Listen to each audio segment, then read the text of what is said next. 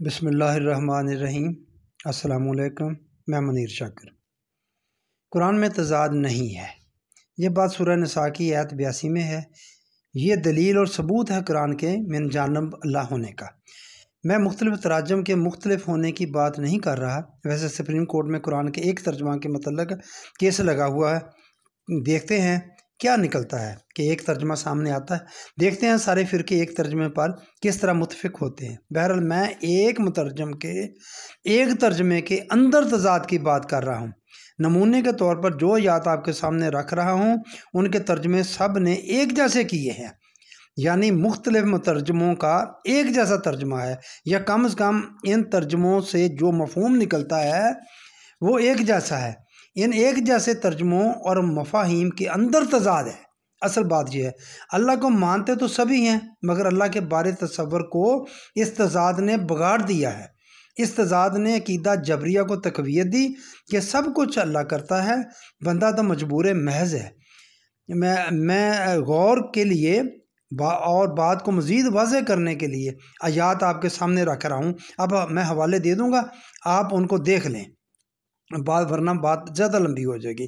توجہ اور غور طلب بات ہے، اس سے مسئلہ تقدیر کیسے الجاؤ کا مسئلہ بنا بھی واضح ہو جائے گا۔ تو بات ہے جو یعنی آیات کی میں بات کر رہا ہوں وہ ہے، بندے پر جو مصیبت بھی آتی ہے وہ اس کے اپنے ہی ہاتھوں کا کیا درا ہوتا ہے، یعنی کہ یا اپنی غلطی ہوتی ہے یا دوسرے انسانوں کی غلطی ہے۔ انسانوں کی غلطی ہی کی وجہ سے مصیبت آتی ہے، اس میں اللہ کا کوئی عمل دخل نہیں ہوتا، وہ اللہ پر کوئی الزام نہیں دیا جا سکتا، وہ اس کی طرف سے نہیں ہوتی، بندے کے اپنی وجہ سے ہوتی ہے۔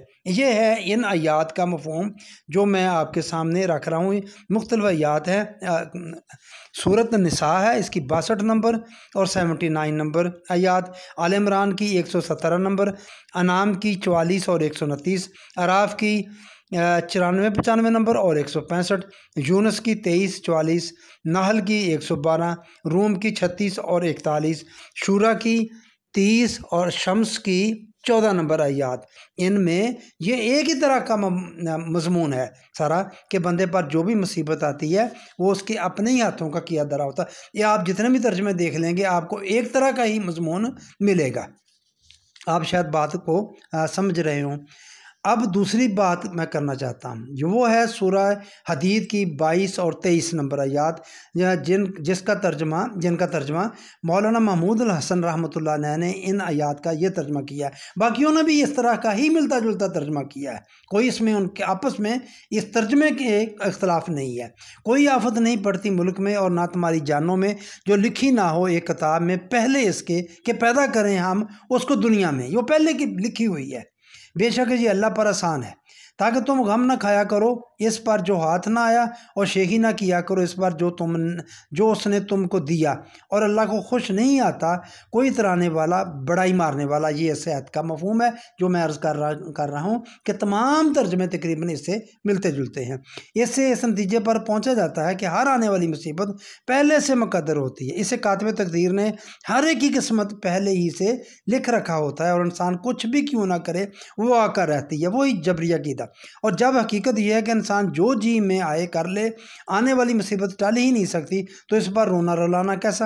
انسان کو صبر و شکر کر کے بیٹھ رہنا چاہیے۔ اس کو راضی برضا کہتے ہیں، جو اللہ کے نیک بندوں کی علامت ہے۔ ہم یہی کہتا ہے۔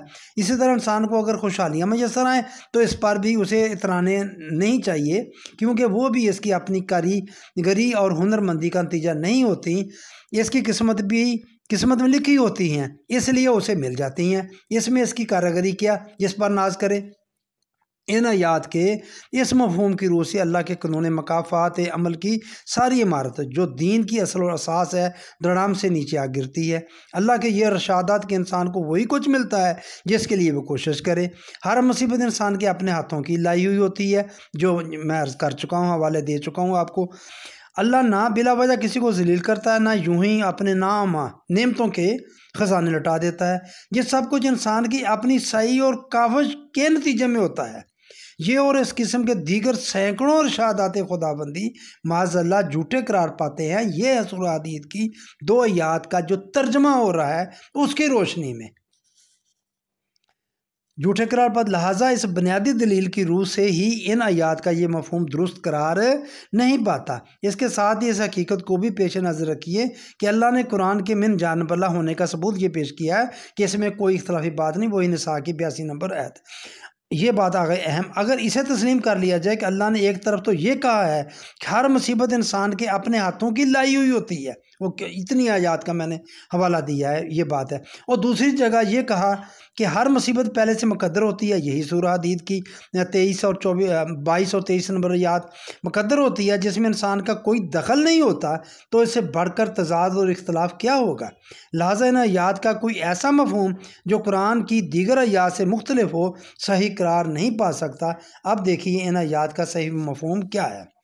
کتاب کے معنی یعنی قانون خداوندی، ان معنی کی روشنی میں ان آیات 22 اور 23 کا مفہوم یہ ہوا کہ خارجی کائنات فی الارض یا خود انسانی دنیا فی انفسکم میں جو واقعہ بھی رونما ہوتا ہے، اس کے لیے پہلے سے ایک قانون مقرر ہوتا ہے۔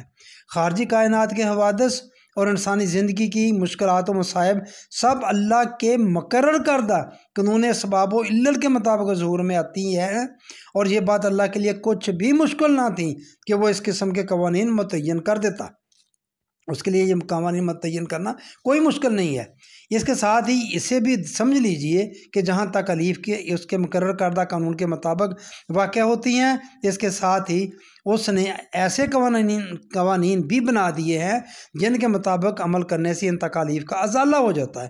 اگر قانون یہ ہے کہ آگ میں انگلی ڈالنے سے شدید تکلیف ہوتی ہے، تو اس کے ساتھ ہی اس نے یہ قانون بھی بنا دیا کہ جلی ہوئی انگلی پر فلاں مرہم لگانے سے، فلاں جڑی بوٹی بنا کے اس کا لگائیں گے تو تکلیف جاتی رہے گی۔ لہٰذا اگر کسی قانون کی خلاف ورزی سے نقصان پہنچتا ہے تو اس میں مایوس ہونے کی کوئی بات نہیں، اللہ نے ایسا قانون بھی بنا دیا ہے جس سے اس نقصان کی تلافی ہو جائے گی۔ اسی طرح اگر کسی کو خوشحالی میسر آئی ہے تو وہ بھی یہ نہ سمجھے کہ چونکہ میں بادشاہ کا مصاحب ہوں اس لیے اس نے خوش ہو کر مجھے یہ انعام دیا ہے۔ دنیا کے بادشاہوں کے ہاں ایسا ہی ہوتا ہے، لیکن اللہ کی مملکت میں ایسا نہیں ہوتا۔